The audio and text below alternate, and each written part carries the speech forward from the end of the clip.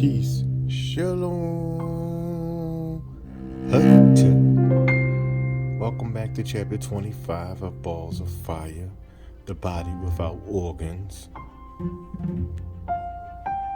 Please don't forget to screenshot if you choose. Would like to read along with us.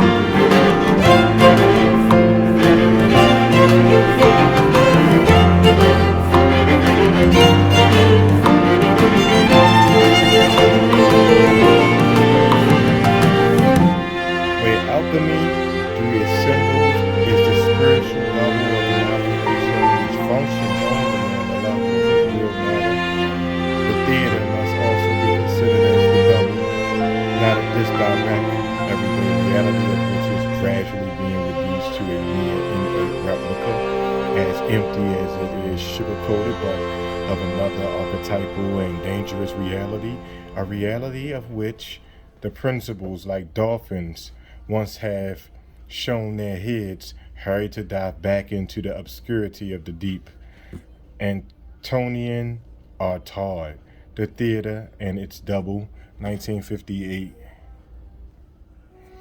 The objective here is to grasp the complete system that supports life as we know it. For evolutionary success, we need natural general system laws so obvious that we can predict what will happen. We also need to explain how the parts relate to the whole system so we can clarify our relation to the cosmos and guide our evolution. Like many others, the French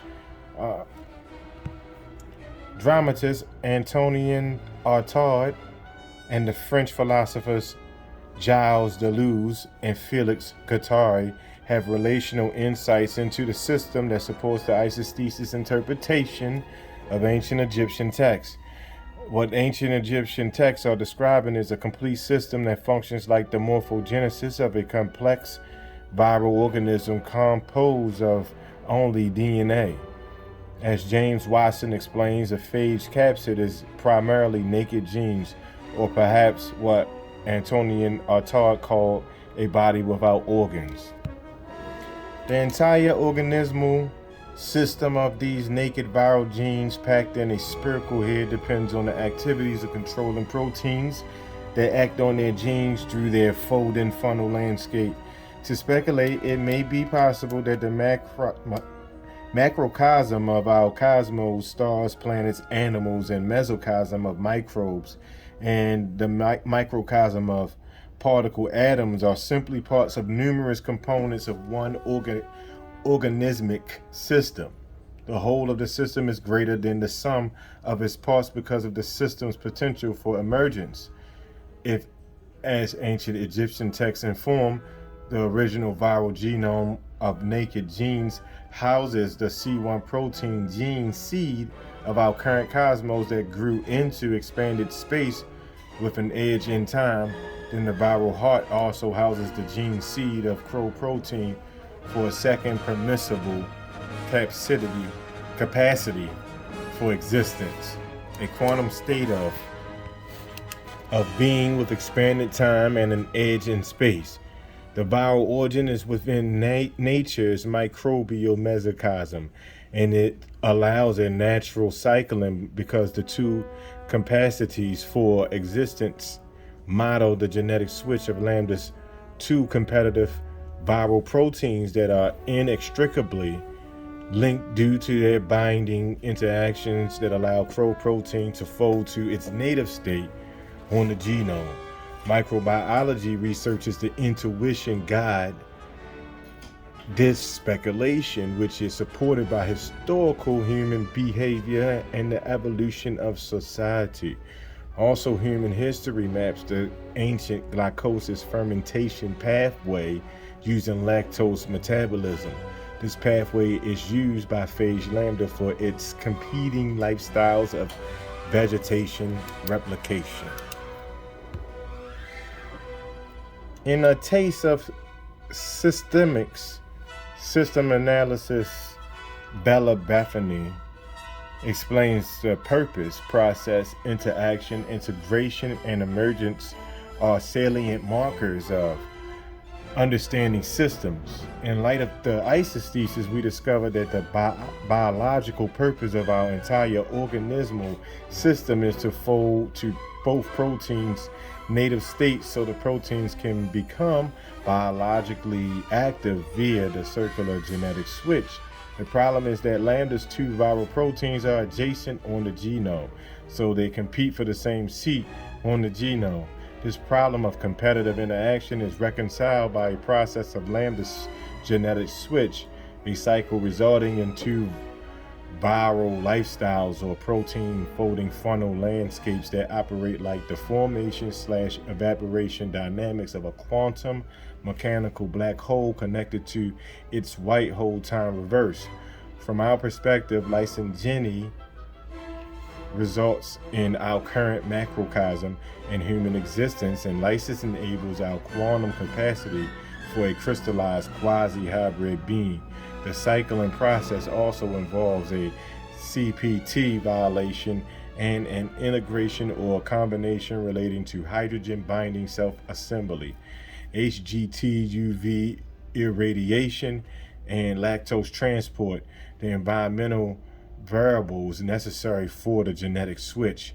However, the final ingredient for emergence is human observation or measurement, and this requires knowledge obtained from our environment or life. Thus, a lawful cycle or reinforcing feedback loop exists that requires human donor DNA as well as the partnership of both viral proteins with their folding funnel landscape. Principles from the Deep. The Moby Rules, C. King, 2011. To fully understand the process, we need some general laws. First, in light of the holographic principle, our black hole cosmos may be an illusion or shadow cast by the quantum molecular world. The human agent is the catalyst that throws a genetic switch due to the observer participant principle. The possession of organic viral DNA, such as reverse transcriptase, is also helpful in this process. The human genome, with its vast suite of epigenetics marks, can produce hundreds of different cell types and a staggering range of cell functions depending on which genes are switched on and off. Life is grounded by physics and chemistry. We are composed of 2% genomic proteins that have coded our bodies, and we have a 98% genomic toolbox of non-coding microbial protein recipes within each of our cells for some unknown future goals, according to researchers. Perhaps this non-coding DNA restructures itself at a death transition. Thus, the first general law involves the genetic switch of phage lambda, supported by observation, the theoretical holographic principle, the observer participancy principle, supported by experiment, and the use of the organic 98% protein recipe toolbox discovered in human DNA. The second general law involves CPT violation. First, in quantum mechanics, the weak force violates charge parity time, or CPT. A charge violation changes a positive energy state to a negative energy or antimatter, which is simply matter moving backwards in time. A parity violation allows space to have preferred direction and a right or left-handedness. The time violation allows energy states or waves traveling backwards in time. CPT violates our fundamental space-time symmetry.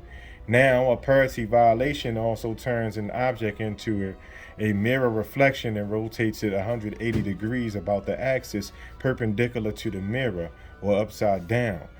In their description of CPT violation journeys, ancient Egyptian, early Chinese, and Navajo texts reinforce the stick to the right clockwise direction, west northeast of spin relative to merging with the sun at the preferred points of west to northwest.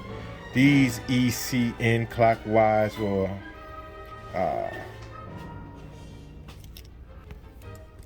instructions within the sun and earth's strongly interacting magnetic field are essential because a magnetic field can reorient spin which carries information, and the macroscopic entanglement exists at lower temperatures, such as Earth's elementally rich polar cusp near its axis and the ECN destination marked by the pole star. Further, an organic molecule can reverse the spin orientation of the conducting electrons of an inorganic magnetic material. Put simply, ECN advice is to spin up and to stick to the right for a time reverse. The ultra-cold fermions broken symmetry led to an energy spectrum gap, which has been shown experimentally. Imagine an electron as planet Earth with its spin representing Earth's rotation. Earth rotates clockwise, or counterclockwise rather, or with a spin down orientation. Using the sun and positioning parity advice of ECN text, the agent realizes a clockwise rotating spin up orientation backward in time, reversing biological evolution and photosynthesis into its chemical reverse, the production of light without heat, cold starlight. The quantum universe is random, yet a protein folding to its native state is a non-random process. Also, we predict a particle approaching an event horizon will bounce back or go backwards in time. The CPT theorem, with its three parameters of charge, parity, and parameters of charge, parity, and time reversal, is a basic precept of particle physics. According to the theorem's logic, if there is a violation of charge, there most likely will be a violation of parity and time. After discussions with Stephen Hawkins, Andrew Strogemer investigated CPT, finding that in 2 dimensions, weak CPT invariance can be restored in a sector of Hilbert's space by including the possibility of a white hole formation and evaporation, the time reverse of black hole formation and evaporation. Also, a finite probability exists that any particle approaching the event horizon will bounce back along with CPT reverse Hawking's radiation, a reflection that depends on its low energy clockwise direction and projection of the black hole axis of rotation. These are the same conditions detailed in the Egyptian texts as Stuart Kauffman considers in At Home in the Universe. Perhaps such a location on the axis, ordered and stable, but still flexible, will emerge as a kind of universal feature of complex adaptive systems in biology and beyond. Kauffman calls this a potential universal law. The third general law is that information is not flowing in reverse from proteins to genes as implied by Lamarckism and the epigenetic switch of phage lambda governed by the brotherly rivalry between C1 repressor and CRO proteins over vegetative replication. Lambda microbiology is an example of Lamarckism because the proteins regulate gene due to environmental stress caused by UV light, which influences the lysogeny decision circuit along the ancient glycolysis fermentation pathway using the lactose metabolism. The fourth general law is a self-assembly due to UV light or hydrogen that may also play a role in activating superconductivity at temperatures close to the absolute zero. The fifth general law relates to self-organization and the creation of the axis as theorized by ancient Egypt, early China, the Navajo, Poe, and Stuart Kauffman. Finally, molecular crystallization processes are mediated by viral DNA to form a crystallized superlattice for the quantum deep. These are the Moby rules. Antonin Artaud, 1896 to 1948. With all this in mind, let's explore Antonin Artaud's brilliant insights. Artaud, who received repeated electroshock therapy or treatment during the last 3 years of 9 consecutive years in mental hospitals, described the world of matter as clogged with shit, blood, and sperm in his radio play To Have Done with the Judgment of God in 1947 and 48. He claims that man chose to shit rather than die alive. Further, Artaud wrote in radio play that what has been called microbes is God, mirroring the Egyptian biological message and possibly the ideal that viral DNA is God, like in that it can be a vehicle of transformation, horizontal gene transfer to a timeless energy state of higher order and unity in the two-dimensional mesocosm. At Artaud's level of quantum insight, he grasps the biological action of the signs at the transcendent level of microbial DNA. For example, Artaud describes it as such while using peyote in 1936, when his spiritual quest led him to the primitive Tarahumara Indians in the Copper Canyon region of Old Mexico. The peyote dance in 1976, Artaud writes, but one arrives at such a vision only after one has gone through a tearing and an agony, after which one feels as if turned around and reversed to the other side of things, and one no longer understands the world that one has just left. Artaud describes a terrible force of reverse into a limit, an effervescent wave. He describes elements from his spleen, liver, heart, and lungs bursting in a self-assembly process. The things that emerged from my spleen or my liver were shaped like the letters of a very ancient and mysterious alphabet chewed by an enormous mouth, by terrifyingly obscure, proud, illegible, jealous of its invisibility, and these signs were swept into all directions in space while I seemed to ascend, but not alone, aided by a strange force, but much freer than when on Earth I was alone. At a given moment, something like a wind arose and the space shrank back. Artaud describes going through an agony and then being reversed to the other side of things, a limitless wave experience of a feeling of being in all directions or non-locality, a self-assembly of his microbes, his spleen, liver, and so on, of a very ancient and mysterious alphabet that suggests microbial DNA and its lingual structure. Finally ascension, followed by space shrinking or contracting. His experience sounds similar to Penrose's quantum state reduction. Artaud's perception of becoming a wave describes quantum mechanical particle/wave duality. A matter particle sometimes behaves like a wave and sometimes like a particle due to electron degeneracy. Recall that Peter Garabas believes that DNA has a substance-wave duality, which seems reasonable because even minute matter owns both wave and particle properties. Also, physicist Kip Thorne compares electron degeneracy to human claustrophobia, describing matter being squeezed into density where electrons are confined to a smaller space. In this state, they are shaking uncontrollably, flying about at high speeds and kicking forcefully against adjacent electrons. Nothing can stop the degenerate motion, for it is forced on the electron by the laws of quantum mechanics. The electron then begins to behave like a wave. Artaud's description, turn in agony, strange force, space shrink back, mirrors his process. Motion, of course, dilates time and contracts length. Einstein's special relativity.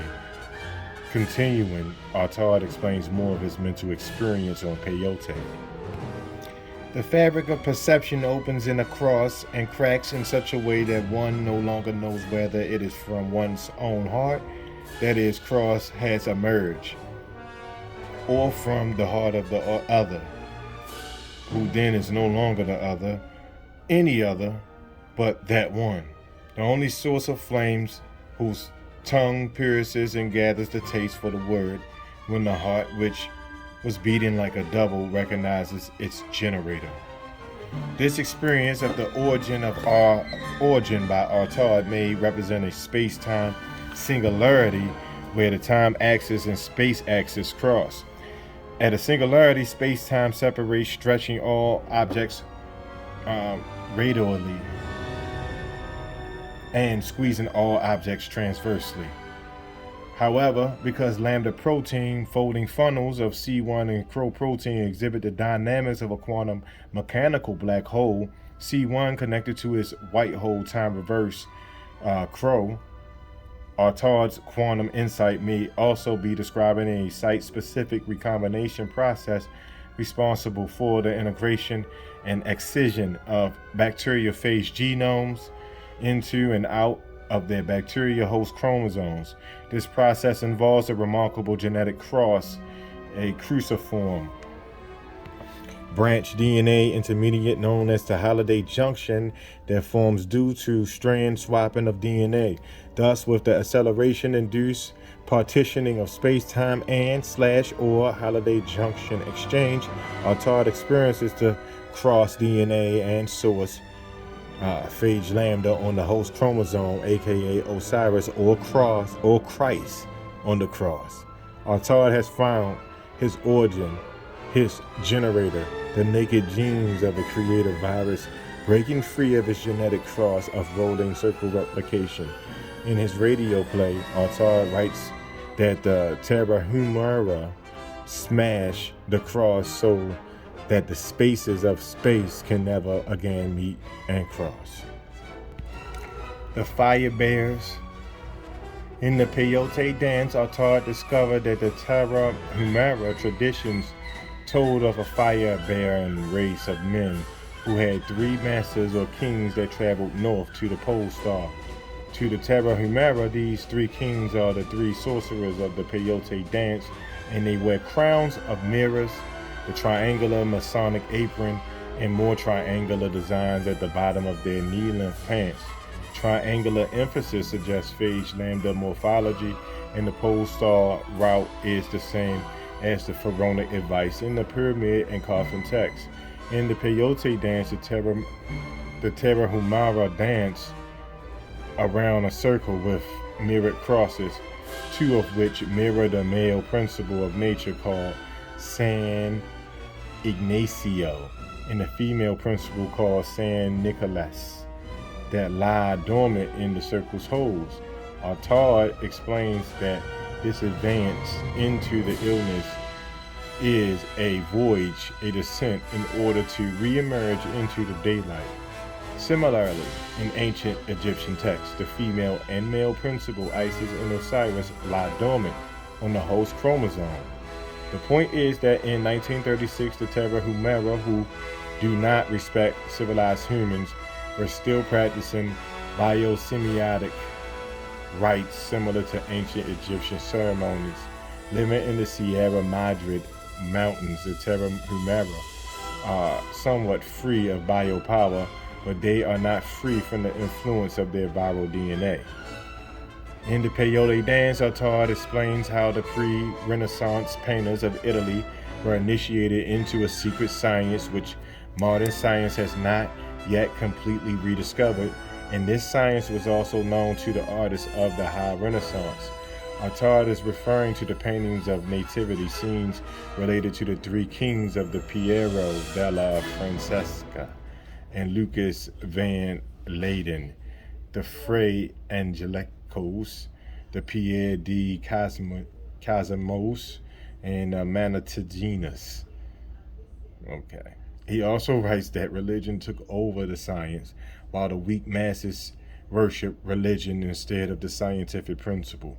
Further, he said astronomical sun worship is expressed universally by signs that mirror the ancient science, which have been absurdly designated as universal esotericism.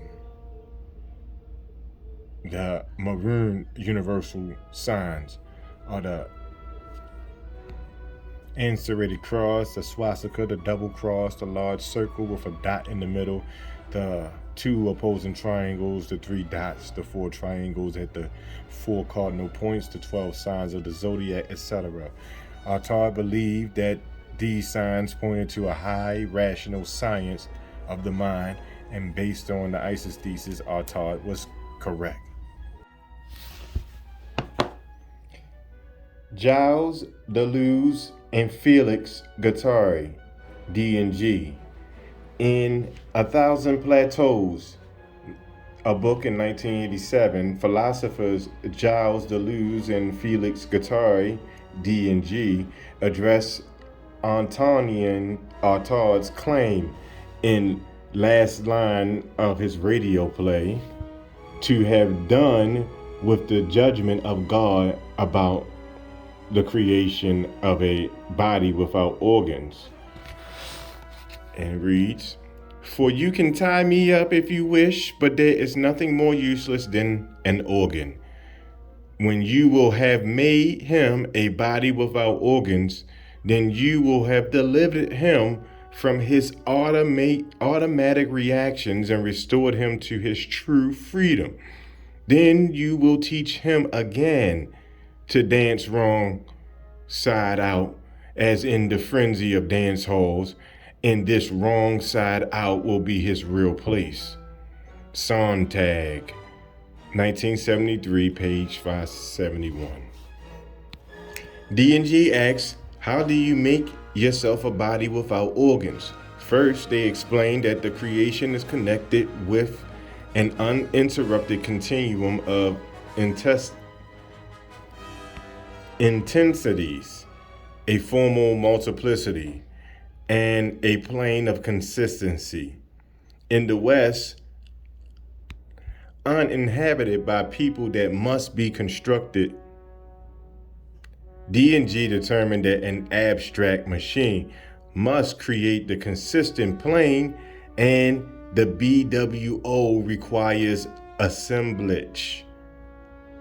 A plateau is a multiplicity connected to other multiplicities, and an assemblage established connection between certain multiplicities.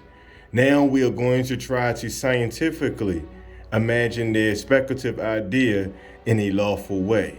First, their continuum of intensities suggests emotional intensities due to the reverse experience of effect, then cause, where what you have done comes intensely back to you due to time reverse.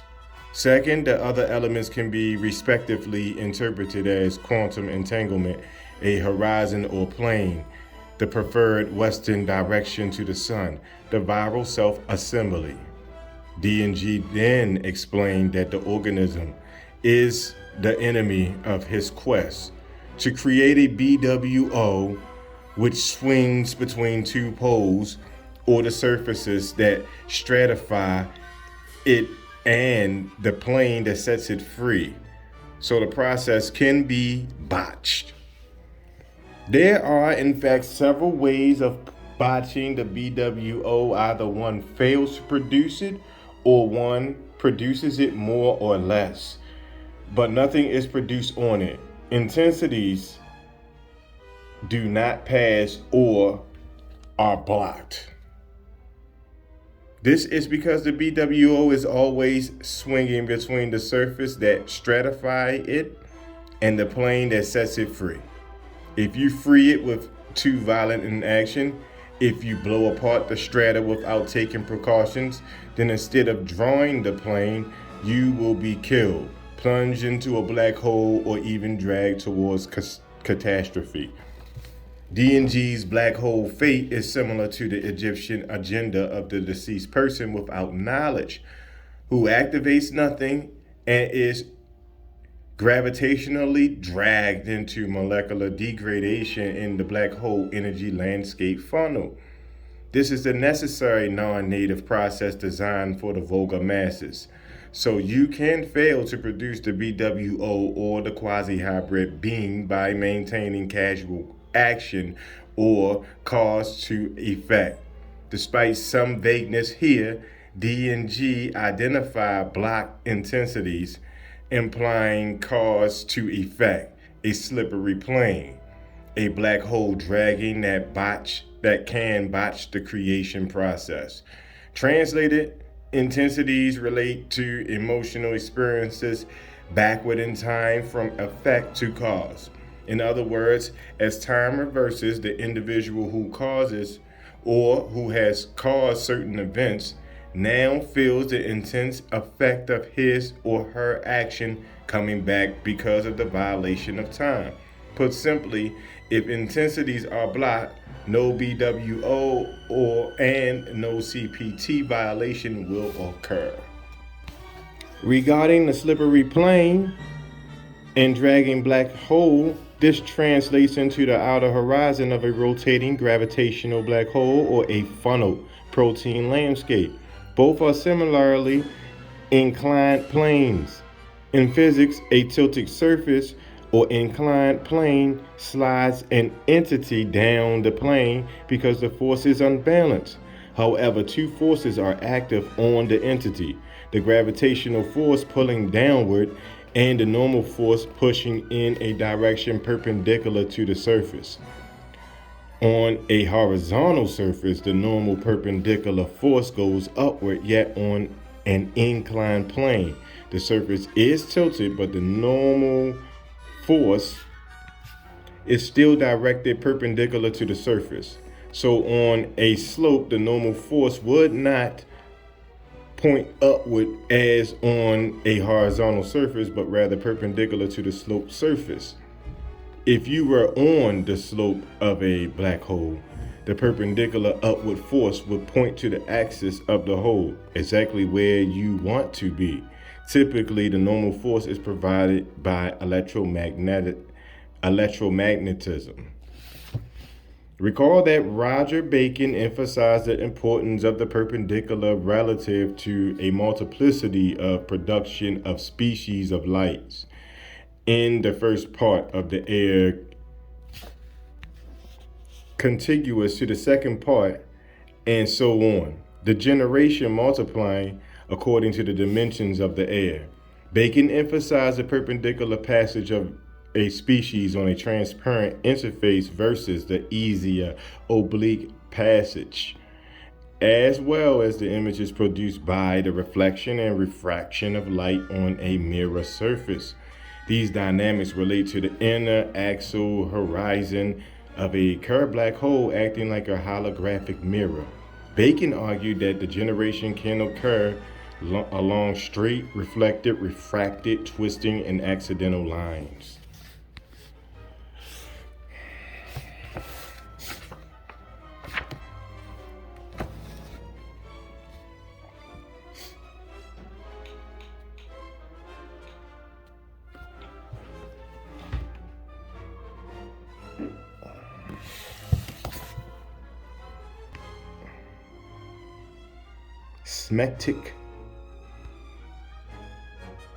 Smectic liquid crystals and superconductors. Smectic denotes the state of liquid crystals or virus in which the molecules are oriented in parallel and arranged in well-defined planes. In this case, a pure aqueous suspension of viruses form smectic phases similar to the superconductor. The smected layers expel and twist the formations in the same way superconductors expel magnetic field. In this system, the researchers examined the molecular tilt penetration profile to determine the twist penetration length. Recall that rolling circle replication is metal binding bacteriophage. Lambda may operate like a superconductor, generating and casting out phyrons along twisting lines. Perhaps bacteriophage lambda also forms smected phases similar to superconductors like the experimental bacteriophage demonstrated in Barry and colleagues' studies.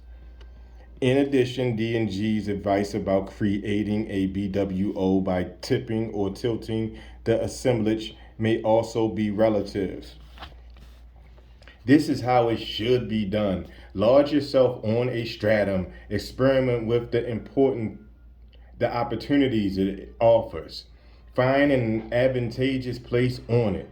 Find potential movements of deteriorization, possible lines of flight, experience them, produce flow conjunctions here and there, try out continuums of intensity segments by segment, have a small plot of new land at all times. It is through a meticulous relation with the strata that one succeeds in freeing lines of flight, causing conjugated flows to pass and escape, and bringing forth continuous intensities for a BWO. Connect, conjugate, continue a whole diagram as opposed to still signifying and subjective programs. We are in a social formation. First, see how it stratified to the deeper assemblage within which we held. Gently tip the assemblage, make it pass over to the side of the plane of consistency. It is only there that the BWO reveals itself for what it is: connection of desires, conjunction of flows, continuum of intensities. You have constructed your own little machine, ready when needed to be plugged into other collective machines. Perhaps D&G's social formation and lines of flight represent liquid bacteriophage molecules oriented in parallel and arranged in well-defined planes that were generated in a process of twisting and tilting similar to Roger Bacon's description. D&G's creative process also relates directly to the individual will performing exploratory acts. Remember how Poe's fisherman gives up his fear to explore the wild vortex of water. The philosophers then speak of Castaneda's book and his many spiritual exercises related to becoming animal, becoming molecular, and so on. Now, D&G's plane of consistency in the West may relate to a two-dimensional black whole horizon where creation can occur in a particle acceleration zone. D&G insists that the BWO chooses as a function of the abstract machine that draws itself, and that the totality of all BWOs can be obtained on the plane of consistency only by the means of an abstract machine capable of covering and even creating it by assemblage, capable of plugging into desire. Perhaps their abstract machine is the genome of bacteriophage. These comparative biological insights relate to an abstract machine, and the plane of consistency suggests a viral machine that self-assembles and replicates on a two-dimensional mesoscopic horizon. This BWO can easily be a machine such as a bacteriophage with naked genes, and this viral gene machine may be what allures us to the mechanic.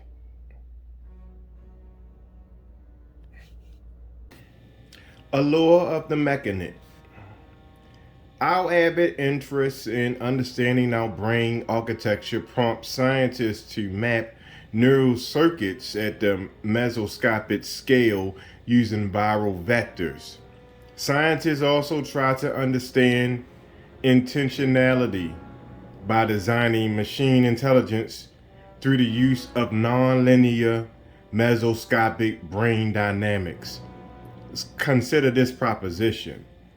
We propose a concerted experimental effort to comprehensively determine brain-wide mesoscale neuronal connectivity in model organisms.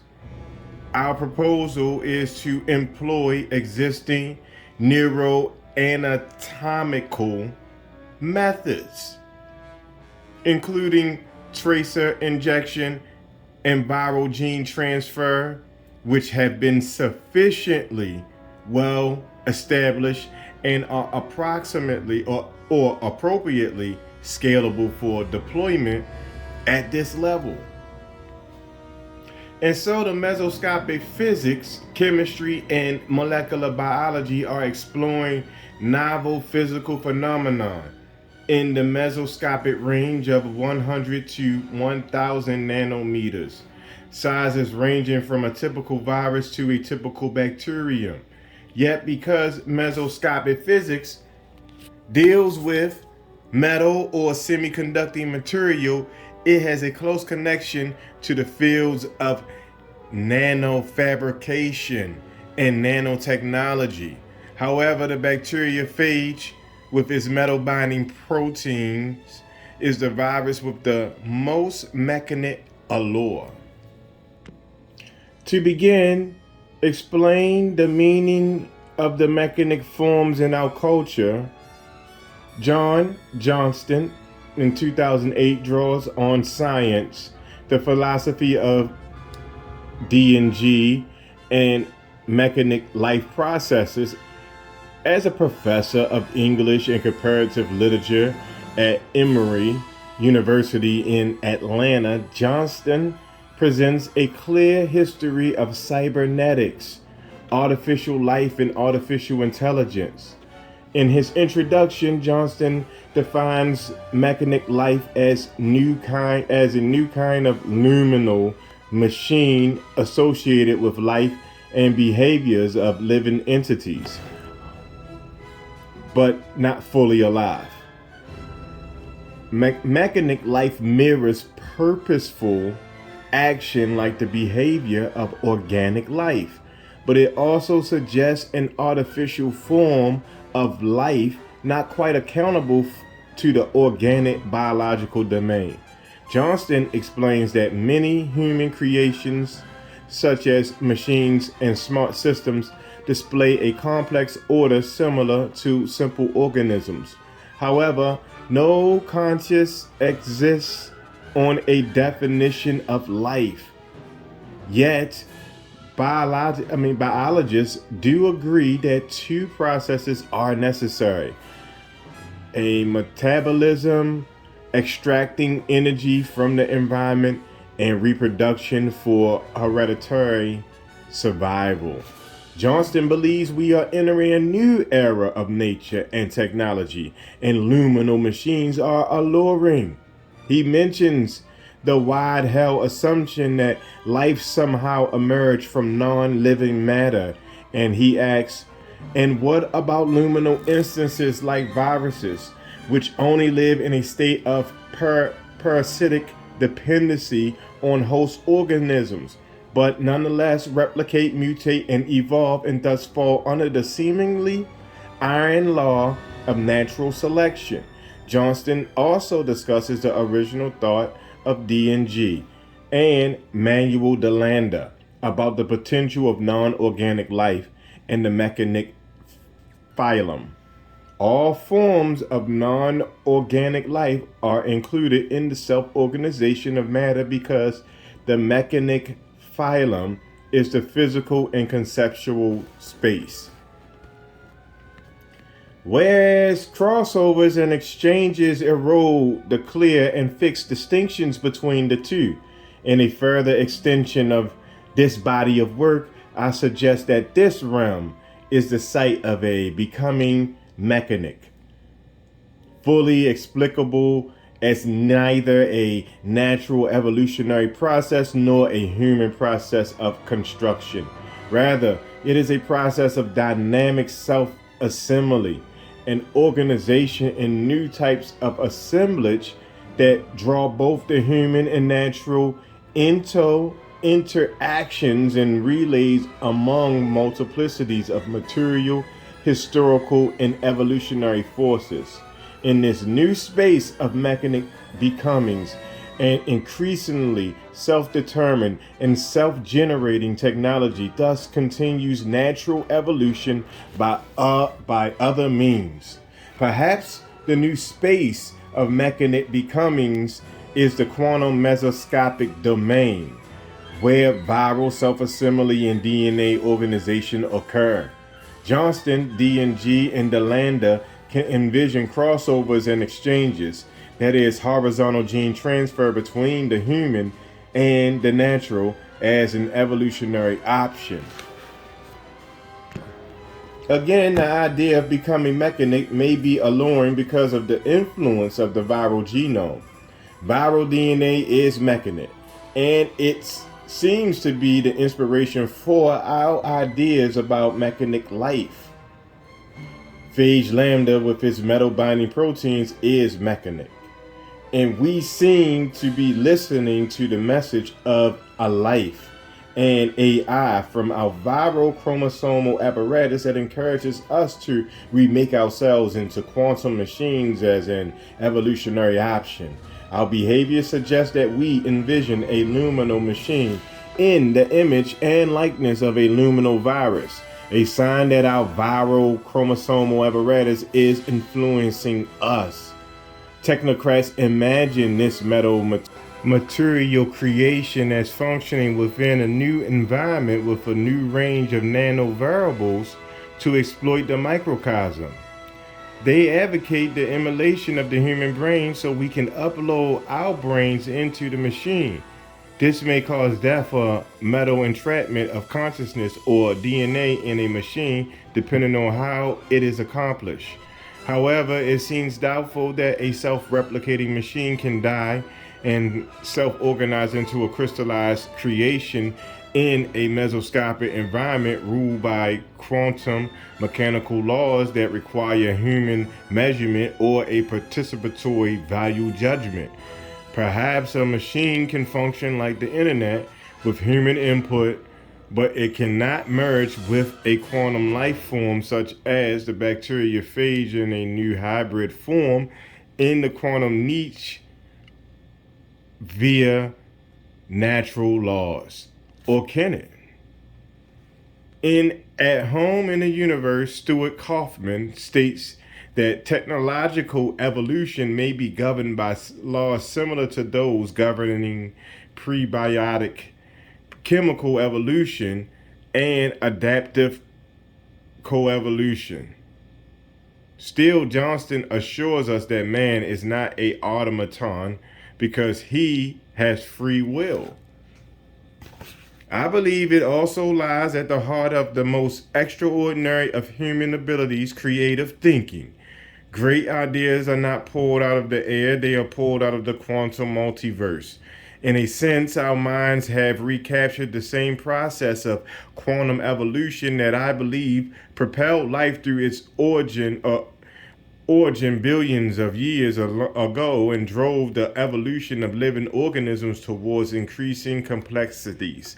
Although the process may be alive and well inside microbes, its influence on the lives of multicellular creatures may now be buried within our bodies or restricted to negative effects like infectious diseases and cancer. Yet, by nurturing sensitivity to the electromagnetic field of the brain, animals, and particularly man, have recaptured entanglement with a quantum mechanical entity, the conscious mind. The one again and once again harness quantum measurement to perform directed actions. We call those directed actions our free will. And this is Johnston in 2008. Our free will can only be the guide for a directed action. If we loosen the stranglehold of biopower and understand the microbial potential of our genomic inheritance, since our behavior appears to be ordered by the quantum, becoming mechanic in the classical world may only be another sign of the ancient viral message for morphogenesis and the structural stability from our genome. We come to an end of Flybar First Wheel 25, or chapter 25. And when we return again, we will be on chapter 26. When things go black. Thank y'all for coming out. God bless you. Good night. You heard?